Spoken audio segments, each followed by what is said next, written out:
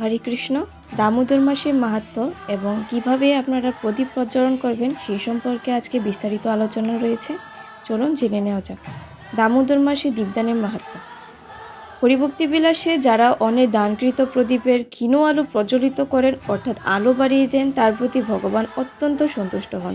স্কন্দ পুরাণে বলা হয়েছে, কেউ যদি এই দামোদর মাসে ভগবানের উদ্দেশ্যে দীপদান করেন, তিনি যদি নিমিষের অর্ধেক সময়ও, অর্থাৎ চোখের পলক ফেলতে যতটুকু সময় লাগে সেই সময়ের অর্ধেক সময়ও যদি তিনি দীপদান করেন, তাহলে তার সহস্র কোটি কল্পের পাপ বিদূরিত হয়ে যায়।